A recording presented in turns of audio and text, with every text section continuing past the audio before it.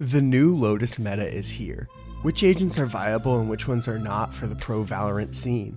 I'm going to be going role by role, letting you know which agents I can see picked in the real professional matches this year. And after, we will discuss what comps we could be seeing in the lock-in tournament in February. Alright, let's get right into it. Starting with smokes. I think the only real choices for a main smoke player would be Astra or Omen. This is due to a similar reason as Haven, as the 3 sites make it almost impossible to properly smoke if you don't have a universal smokes player, aka someone that can smoke from any part of the map. I think overall Astra is the better pick than Omen right now, due to both her ability to be so strategical with her stars that can really keep a team off balance on a 3-site map. But Omen is still a great option, with his blind being great in tight areas, which Lotus has a billion of them. But as I have said in a few videos now, 2 smokes could really happen in pro play, especially with a map as complex and full of small corners like Lotus. A good second smoke would be Harbor. The reason for this is due to his ability to block off entrances onto sites. There are so many choke points that a lot of his abilities work perfectly at helping both in slowing down attacks and securing post plants. But like I said, Astra or Omen would be needed to be selected as well to be able to really use Harbor's ability well, as he's very limited with his smoke coverage around the map. Next, moving on to the Sentinels. Pretty much everyone can be a viable pick, except probably Chamber. I think the main 2 agents chosen will be Sage and KJ. KJ will be picked for the same reason she was picked on Haven. She's the best site anchor right now. By herself, she's able to set up on one site and completely lock it down, which allows the other 4 agents to focus on the rest of the map. So KJ will be used a lot on Lotus. The only other Sentinel I could see being a regular is Sage. Thanks to both her wall and her slow, she can be powerful at slowing down the other team, as it is such a claustrophobic map when you get close to the sites. She will be 100% an annoyance when heading towards B site. I could also see Cypher used for specific teams, as he's the only agent that has an ult that gives information of where all the opponents are, as well as he has the ability to have some certainty with his trap wires that can be placed anywhere. Cypher will see a good amount of playtime, but he probably won't be a main Sentinel. Alright, let's get into my favorite role, Initiator. When I was first looking at this map, I thought it was for sure a Sova map, as I thought there would be places with no ceilings, but I was completely wrong, which makes it hard for Sova to really find good recon dart spots on the fly, as well as all the complex angles that darts can't scan. And Fate has a similar issue, but with the added abilities such as Prowler that can clear out more angles than a single owl drone. So right now I have her slightly above Sova, but it's pretty close. But I don't believe either of these will be a consistent pick. Instead, Breach could be a great pick on Lotus, especially going towards sites with large corridors, allowing for great shocks and stops. He could have the same impact he has on Fracture. But what about KO? His ability to gain info with his knife is great on this map, due to how close all the pathways are from each other, allowing KO to detect a lot with only one knife. His flash can also be deadly on this map, as it can be thrown around corners before entering. Overall, Breach and KO are my main initiator picks. But lastly, I want to talk about Skye. She has been slipping a lot last year with little use for her, and I think Lotus will be the same. While the wide spaces allow her to flash well, and the small areas allow for good dog use, the size of the map just doesn't allow for anyone to really play off her util. So overall, there doesn't seem to be enough for her to really be used much compared to the other initiators we already talked about.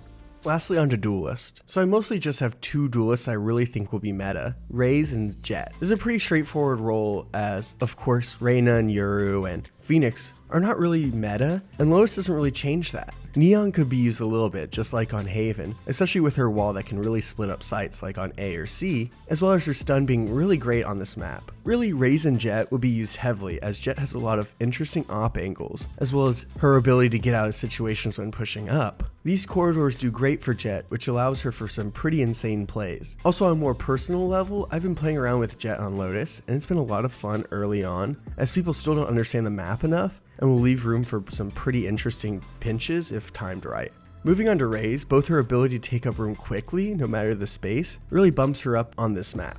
Raze's paint shells work in tight entrances, such as on Bind, which we see a lot on Lotus. I could see Raze being one of the most used agents on this map due to this. Also, the verticality of the map really plays for her, as it gives her more use of her blast packs to get to places on A and C faster than other agents can. Lastly, this map works great for her boombot, which gives her team even more information, which on this map is so important. Overall, it'll be Raze and Jett with a little bit of Neon play, as the meta is seen more and more in this coming season. Here are the 3 main agent comps I want to go over that will be used this season. I split them into 3 categories: passive, aggressive, and a more middle ground balanced comp.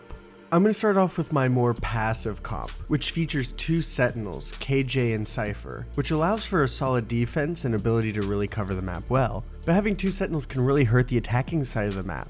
That's why I kind of think of this as more of like a passive comp, but that's why I also added Jett and KO. Paired together in this comp could be great for Lotus, because when attacking A or C, you have to be able to fight through large openings in A rubble and C mound, which can be hard with a slower team, but thanks to KO having one of the best flashes in the game, he could give some space for Jett to dash in and hopefully open up the site quickly for the rest of the team.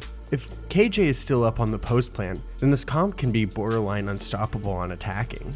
Also, when looking at the ults you can use with this agent comp, each of their ults are solid on this map, except maybe Astra, who could also be switched out with Omen, who both are great in this comp. Even though Astra's ult isn't the best for this map, her ability to use her stars around the whole of Lotus is huge, as she can stun and suck the opponents off angles the team are trying to push without having to rely on just the explosiveness of Jett. This allows her team some space, making up for some of the least explosive parts of the comp.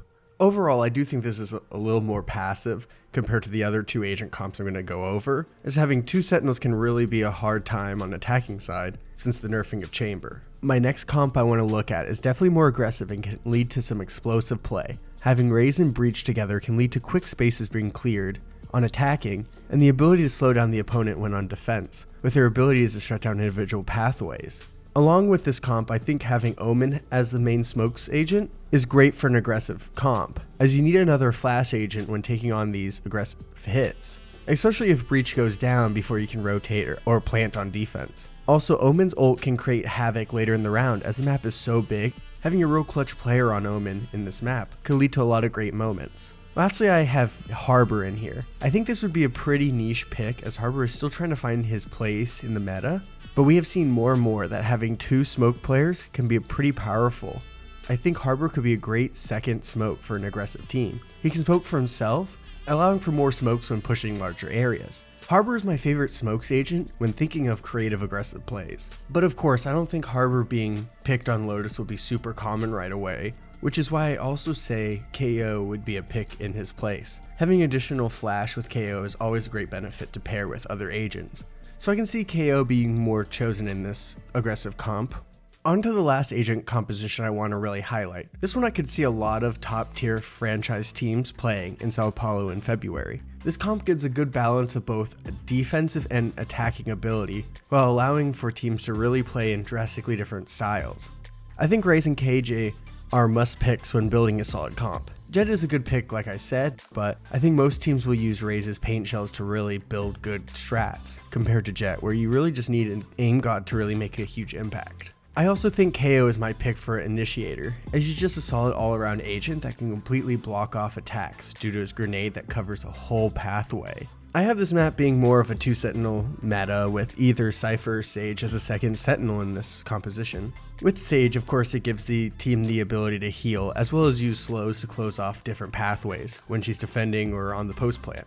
Cypher can also do a lot with his trapwires, which is why I could see either of them fitting. Overall, I think this agent comp is what will be pretty meta in the pro Valorant scene at the beginning of the year, as teams get used to Lotus and it's more explored and developed.